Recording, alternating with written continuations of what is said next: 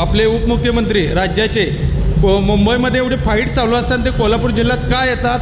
आजच्या या दौऱ्यामुळं साहेबांच्या शिवसैनिकांच्यात एक उत्साह संचारला आहे. महायुतीच्या आमदारांच्याकडं विकासाबद्दल बोलण्यासारखं आहे. कोल्हापूरच्या लोकांना गतिमान प्रशासनाची गरज आहे. गतिमान प्रशासन आणण्यासाठी शिवसेनेची सत्ता ही महत्त्वाची आहे. 81 पैकी 81 लढवा लागले, पण 65 जागा निवडून येऊन महायुतीचाच महापौर बनल. 30 पैकी 30 निवडून येणार. सगळीकडे भगवच दिसेल. महायुतीला थोडंसं आपण वेळ दिला ना, ते हळूहळू गतिमान होऊ शकतात. आता कोल्हापूरमध्ये IT पार्क झाल्यानंतर रोजगाराच्या संधी वाढणार आहेत.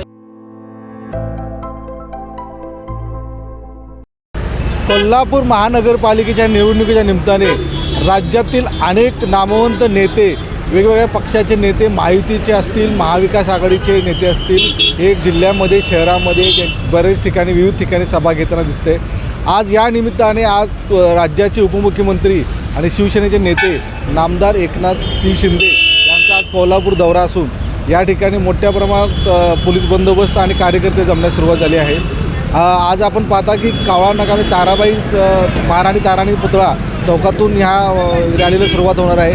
इथून ही रॅली निघून CBS असेल, रेल्वे स्टेशन मार्गे विनस कॉर्नर, दसरा चौक, पापाची तिकटी आणि छत्रपती शिवाजी महाराज चौक या ठिकाणी सभा होणार आहे. यासाठी राज्यातील मोठ्या प्रमाणात शिवसेनेचे नेते आणि महायुतीचे नेते या रॅलीसाठी जमा होणार आहेत. त्याचप्रमाणे या शहरामधले जे पालकमंत्री प्रकाश आंबेडकर असतील, शिवसेनेचे आमदार राजेश्री क्षीरसागर असतील, महायुतीचे वेगवेगळे पदाधिकारी असतील, या रॅलीच्या निमित्ताने मोठं शक्ती प्रदर्शन करून येणाऱ्या महानगरपालिकेच्या निवडणुकीच्या निमित्ताने शिवसेना शिंदे पक्षाची ताकद दाखवण्याचा, शक्ती प्रदर्शनाचा एक अतिशय उत्तम असा त्यांनी पर्याय निवडलेला आहे.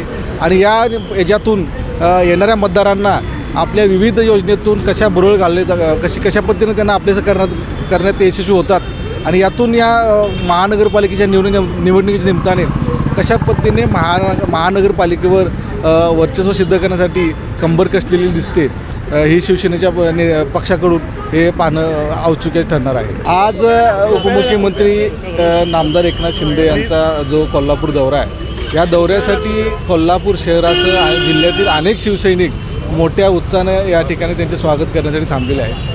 आणि नेमक्या त्यांच्या भावना काय आहेत आणि येणाऱ्या नगरपालिकेच्या निवडणुकीच्या निमित्ताने शिवसैनिकांना काय वाटते आणि सत्ता कुणाची येईल त्यांच्या मनातले आपण जाणून घ्या. सर नमस्कार, मी लाईव्ह मराठीमध्ये आपलं स्वागत आहे. आज उपमुख्यमंत्री साहेबांचा दौरा आहे, काय सांगाल शिवसैनिक म्हणूनच? काय शिवसैनिक म्हणून मी आज सांगतो, एकनाथजी शिंदेसाहेब यांच्या नेतृत्वाखाली या महाराष्ट्रामध्ये त्यांनी अनेक योजना आणून या महाराष्ट्राचा चेहरा मोहरा बदललेला आहे. त्यांच्या लाडकी बहीण ही विधानसभा लोकसभेमध्ये गेम चेंजर ठरलेली आहे. या लाडक्या बहिणीमुळं महाराष्ट्रातील असंख्य जनतेचं, आमच्यासारख्या शिवसैनिकांचं ते एक श्रद्धास्थान आहे. त्यांच्यावर लोकांचा इतका विश्वास आहे की येणाऱ्या सर्व योजनांमध्ये ते सर्वांची कामे मार्गी लावतील असा संपूर्ण विश्वास या महाराष्ट्रातल्या व शहरातल्या जनतेला आहे. आणि त्यांनी या ठिकाणी जे महानगरपालिकेला उमेदवार दिलेले आहेत, हे उमेदवार जवळजवळ 750 उमेदवारामधून 81 उमेदवार हे सिलेक्टिव्ह केलेले आहे. कारण ज्या उमेदवारांचं निरेटिव्ह चांगलं आहे, जे उमेदवार काम करणारे आहेत, ज्यांचं भविष्य या महानगरपालिकेमध्ये चांगलं आहे, अशाच उमेदवाराला साहेबांनी उमेदवारी दिलेली आहे आणि जे निवडून येण्यास सक्षम आहेत. त्यामुळं एकनाथजी शिंदे साहेब यांच्या नेतृत्वाखाली व कोल्हापूर शहराचे लाडके आमदार राजेश्री क्षीरसागर साहेब यांनी या भागाचा, शहराचा इतका विकास केलेला आहे की ते सांगता येईल. याबरोबरच त्यांनी रंकाळा विकास केलेला असेल, पंचगंगा विकास केलेला असेल, IT पार्क असेल, कन्व्हेन्शन सेंटर असेल, 100 कोटीचे रस्ते असेल, या माध्यमातून केलेली विकास कामे ही जे आता उमेदवार शिवसेनेचे उभारणार आहेत यांच्या पाठीमागं बळ देणार अशी ठरणार नाहीत. आणि एकनाथजी शिंदे यांच्या नेतृत्वाखाली 81मध्ये महायुतीचं सरकार या महानगरपालिकेवर येणार यात तीळ मात्र शंका नाही. आणि हे सरकार चांगलं काम करणार असं लोकांची त्यांच्यावर असलेली श्रद्धा किंवा त्यांच्यावर असलेला विश्वास म्हणावं, हे सरकार महायुतीचं नक्की सार्थक करेल. आजच्या दौऱ्यातून जो रॅली आहे, शिवसैनिकांच्या काय भावना आहेत? शिवसैनिकांच्या 4 सीटा येणार आणि चांगला मोहला राहणार. शिवसेनेला चांगलं कोणत्या प्रभागातल्या? सगळ्याच प्रभागातून शिवसेनेला चांगलं बहुमत मिळणार. आजच्या महायुतीच्या सगळ्या सीटा सगळ्या येणार. महायुतीच्या सगळ्या सीटा येतील आपल्या कोल्हापूरमध्ये. सगळीकडे भगवच दिसेल. आजचा हा जो रोड शो होतोय, भव्य रोड शो, तर शिवसैनिकांच्या दृष्टिकोनातून याला किती महत्त्व आहे किंवा आजच्या रोड शोमुळं काय वातावरण बदलेल? आजच्या रोड शोमुळं वातावरण चांगलंच बदलेल आणि पूर्णपणे महायुतीखंड निकाल लागेल. कोणत्या प्रभागात आपलं प्रभाग क्रमांक 4मध्ये आहे मारुती माने साहेब आणि संजय निकम. आजच्या या दौऱ्यामुळं साहेबांच्या शिवसैनिकांच्यात एक उत्साह संचारला आहे आणि कोल्हापुरात एक वातावरण एवढं शिवमय झालेलं आहे आणि जिकडे तिकडे भगवं झालं आहे वातावरण. त्यामुळे आजच्या दिवसाची ही विजयाची नांदी ठरणार आहे. साहेबांचा दौरा हा विजयाची नांदी ठरणार आहे आणि सगळ्या पूर्ण प्रचंड बहुमताने निवडून येणार आहेत. एकीकडं मुंबई महानगरपालिकेचा एवढी मोठी लढाई असताना मुख्यमंत्री एकनाथ शिंदेजी यांनी कोल्हापूरसाठी वेळ दिला आहे. काय भावना आहे तुम्हाला? कारण मुंबईनंतर कोल्हापूर आणि पुणे, कोल्हापुरात जास्त शिवसैनिक आपले श्रद्धा लोकांची बाळासाहेब ठाकरे इथूनच सुरुवात करतात. अंबाबाईच्या दर्शनापासून सुरुवात करतात दरवेळी. तसंच साहेबांनी मुंबई पुण्यानंतर कोल्हापूरला जास्त आपलं हे केलं आहे. ते कोल्हापुरात शिवसैनिक फार म्हणजे कट्टर शिवसैनिक आहेत. त्यामुळं साहेबांनी इथं दौरा करून ते दौऱ्याचं ते आपण सार्थक होणार आहे आणि विजयाची पताका आपल्या पक्षात सगळ्यांना निवडून देऊन आहे त्याची. मामा, काय यावर्षी नगरपालिकेवर भगाव फडकेल काय? भगाव फरकणार की 100%. आणि आम्ही शिंदे साहेबांच्या बघून, आम्ही शिवसेनेकडे बघून, बाळासाहेब ठाकरेंच्याकडे बघून मतदान करणार आहे. आणि विकास हे चांगला केलेला आहे, रस्ते चांगले केलेले आहेत आणि कामे चांगले केलेले आहेत. एकनाथजी शिंदे महाराष्ट्राचे उपमुख्यमंत्री आहेत. कोल्हापूर जिल्ह्यासाठी, कोल्हापूर शहरासाठी काय तुमची मागणी राहणार आहे? काय करायला पाहिजे? आम्हाला सुविधा चांगल्या पाहिजेत, रस्ते चांगले पाहिजेत, आय टी पार्क पाहिजे. झाले का IT पार्क मंजूर दिले की? तरी रस्ते आणि रस्ते जरा अपुरे आहेत, ते पूर्ण केले पाहिजेत, ही आमची अपेक्षा. आज महाराष्ट्राचे उपमुख्यमंत्री आणि शिवसेनेचे नेते नामदार एकनाथजी शिंदे यांची कोल्हापुरामध्ये नगरपालिका दृष्टिकोनातून आज भव्य रोड शो आहे. शिवसैनिक म्हणून तुम्हाला काय वाटते? तुमच्या काय अपेक्षा आहेत त्यांच्याकडून? काय झालं पाहिजे? एक शिवसैनिक म्हणून आमची अपेक्षा हीच आहे की आता अनएम्प्लॉयमेंट भरपूर झालेले आहे. तर तरुण मुलांना किंवा तरुण वर्ग जो आहे त्यांना त्यांनी रोजगार उपलब्ध करून द्यावा, एवढीच आमची एक इच्छा आहे.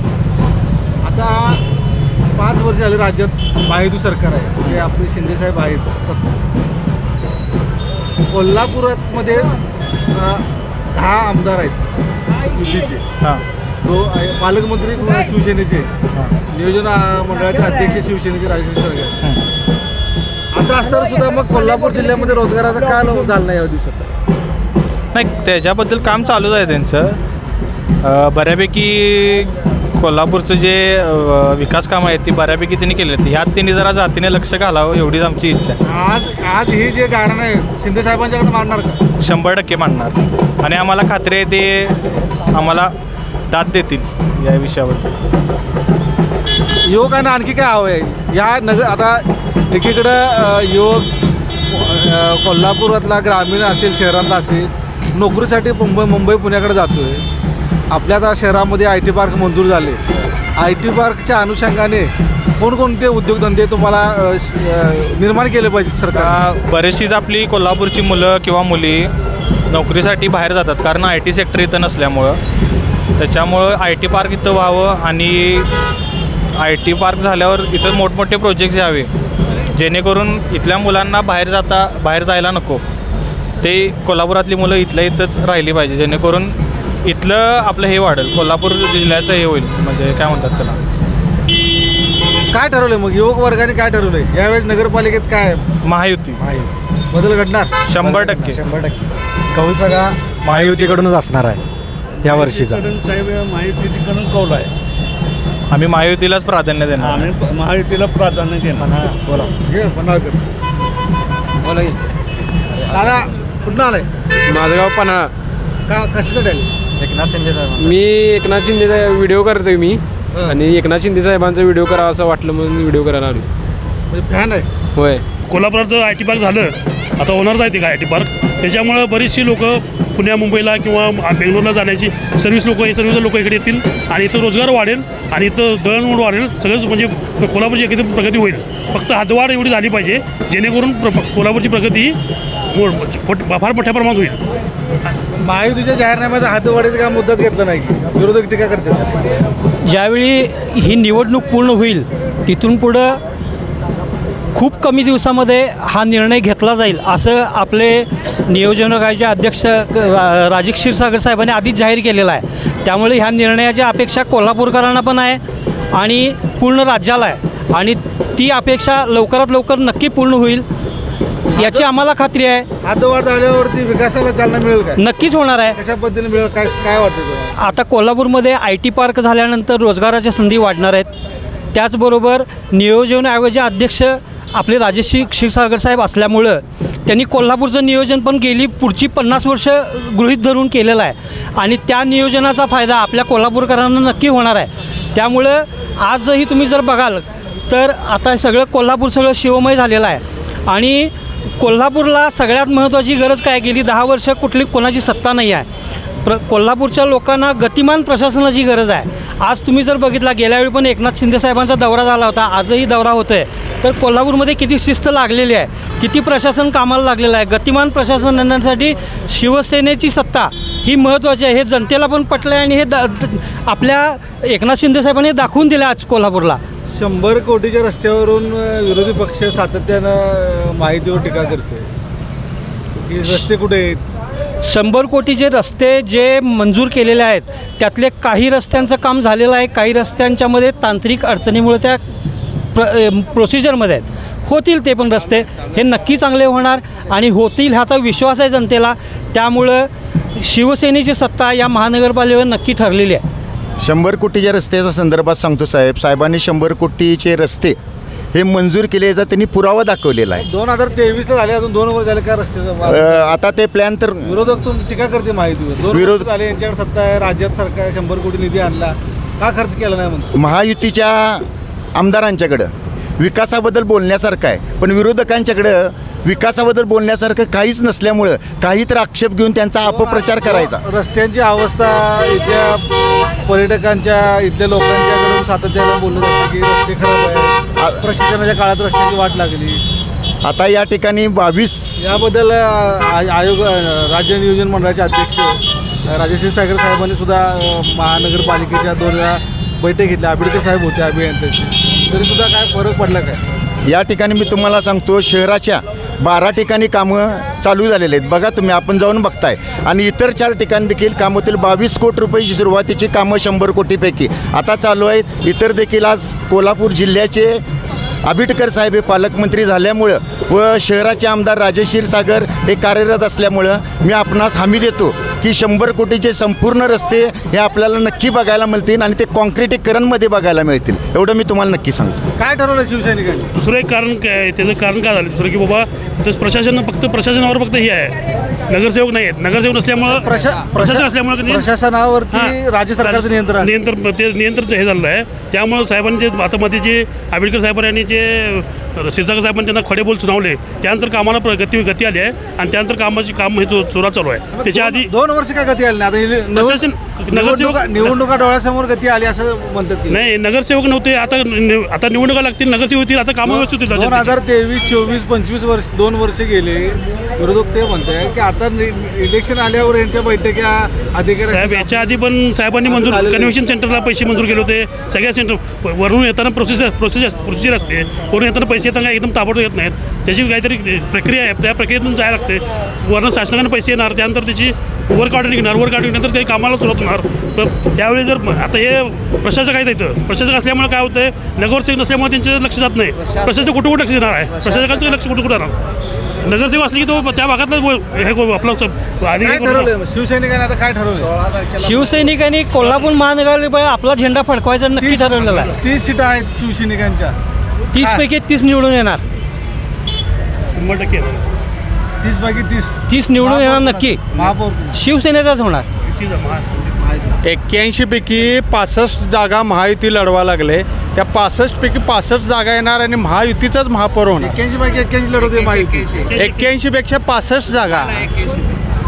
81 पैकी 81 हां, 81 पैकी 81 लढवा लागले, पण 65 जागा निवडून येऊन महायुतीचाच महापौर बनेल. त्यानंतर शिवसेनेचा कोल्हापूर जिल्हा बालेकिल्ला आहे. त्यामुळे एकनाथ शिंदेसाहेब आपले उपमुख्यमंत्री राज्याचे मुंबईमध्ये एवढी फाईट चालू असताना ते कोल्हापूर जिल्ह्यात का येतात, तर शिवसेना हा बालेकिल्ला आहे. महायुतीचे 10 आमदार आहेत जिल्ह्यात. हां 2 शहरामध्ये. हां. युवकांना रोजगार मिळाला का? युवकांना रोजगार आता ऑलरेडी प्रोसेसमध्ये आहेत. बरोच आता मध्ये देवेंद्र फडणवीस साहेबांनी पण जाहीर केलं, पोलीस भरती असू देत, त्यांची आता हळूहळू प्रोसेस चालू झाले. आता प्रत्येक ह्याच्यामध्ये महानगरपालिकेच्या निवडणुका नव्हत्या, त्या आता चालू झाले. त्यामुळे आता महायुतीला थोडंसं आपण वेळ दिला ना, ते हळूहळू गतिमान होऊ शकतात. रोजगार राहू दे, रस्ते राहू देत, त्यानंतर गटारे राहू देत, आपण थोडा वेळ द्यायला पाहिजे. काँग्रेसने 70 वर्ष भोगली आणि आपल्या महायुतीनं 5 आणि 10 वर्षात सगळं जे आपण 2014 पासून आहे की एनडीए सरकार? हो 2014 पासून आहे, पण चालू आहे. पहिल्या जे 70 वर्षात जे झालं नाही ते आता 10 वर्षात बऱ्यापैकी लोकांचे, आता लाडक्या बहिणीसाठी योजना असू दे किंवा भावांसाठी असू दे, बऱ्यापैकी मराठा समाजासाठी अण्णासाहेब पाटीलची योजना राहू दे. त्यामुळे तुम्ही म्हणता रोजगार, बरेच लोक रोजगार, त्यानंतर बिझनेसमध्ये भरपूर जण लोक आमच्यासारखे आता जे युवा पिढी आहे भरपूर, जवळजवळ 100पैकी 90% लोक रोजगारमध्ये पण गुंतल्यात. त्यामुळे त्यासाठी महायुतीला आपण पाठिंबा देऊन त्यांच्यासोबत राहावं ही मी लोकांना एक विनंती करेन. आता घर बसल्या कमावण्याची सुवर्ण संधी. सुरू करा स्वतःचा व्यवसाय. Aari work, new trending aari work jewellery आणि आर्टिफिशियल फ्लॉवर ज्वेलरी बनवायला शिका. आजच आपले ॲडमिशन कन्फर्म करा आणि फ्रीमध्ये खास संक्रांत स्पेशल हलव्याचे दागिने बनवायला शिका. प्रवेशासाठी संपर्क 73 78 32 15 15.